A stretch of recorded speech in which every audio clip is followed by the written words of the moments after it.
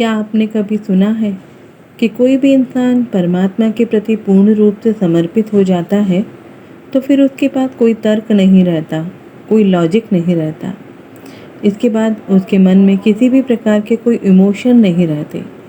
यानी इस सृष्टि में जो कुछ भी होता है वो ईश्वर के इशारे से ही होता है। हमें हर पल यही लगता है कि ईश्वर इस सृष्टि के उस हर वस्तु में है जो हमें दिखाई देते हैं। हमारे सौरमंडल में बड़े बड़े ग्रह हैं और इस असीमित ब्रह्मांड में एक ऐसी अदृश्य शक्ति है जो इसका संचालन कर रही है। मनुष्य कहता है कि मेरे पास 5 ज्ञानेंद्रियां हैं, 5 कर्मेंद्रियां हैं और एक मन है। कुल मिलाकर 11 होते हैं। जिनके पास ये सारे के सारे हो जाएं, उसे क्या कह सकते हैं आप समझ सकते हैं।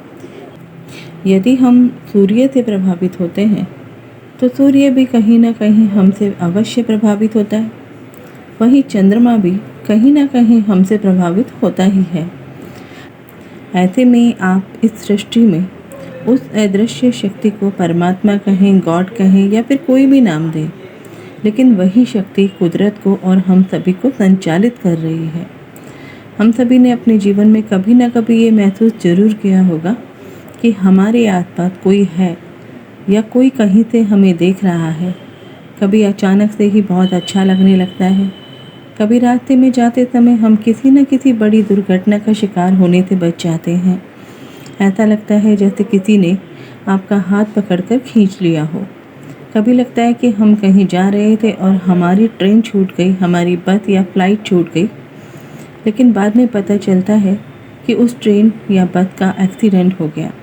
तो हम भगवान का शुक्रिया अदा करते हैं। कभी कभी ऐसा भी होता है कि हम जो सोच रहे होते हैं वही बातें हमारे सामने आ जाती है, तो हमें आश्चर्य होता है कि ये हो क्या रहा है। तो ऐसा हमारे साथ इसलिए होता है क्योंकि इस जन्म में हमें हमारे कर्मों के साथ साथ कोई अदृश्य शक्ति भी होती है जो हर पल हमारे साथ होती है।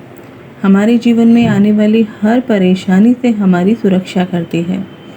कई बार ये शक्तियाँ हमारे जन्म से ही हमारे साथ होती है, जो आपको कई बार अपने होने की अनुभूति भी करवाती है। ये कैसे पता चले कि आपके साथ कोई अदृश्य शक्ति हमेशा रहती है जो आपकी सुरक्षा करती है।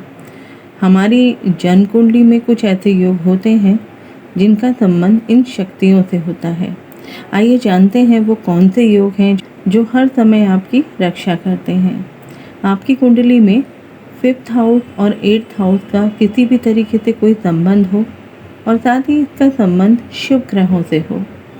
अष्टम भाव, पंचम भाव का संबंध जब भी राहु से होता है तो ये भी कोई दिव्य शक्ति हो सकती है जो हर समय आपके साथ रहती है।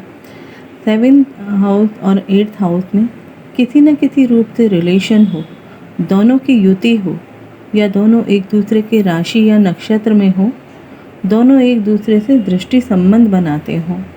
आपकी कुंडली में सूर्य और चंद्रमा स्ट्रांग हो, युति में हो या एक दूसरे से राशि या नक्षत्र के रूप में परिवर्तन में हो, या इन सभी का संबंध यानी सूर्य और चंद्रमा का संबंध 5th भाव या भावेश से हो, 8th भाव या 8th भावेश से हो या 7th भाव भावेश से हो।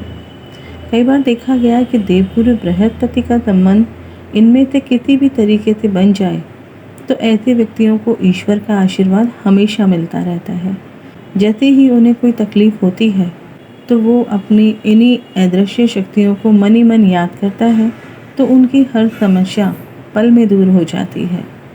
इसलिए आपको ईश्वर का धन्यवाद करना चाहिए कि आपको सुरक्षा देने के लिए ईश्वर ने किसी न किसी अदृश्य शक्ति के रूप में आपको एक सुरक्षा कवच दे रखा है।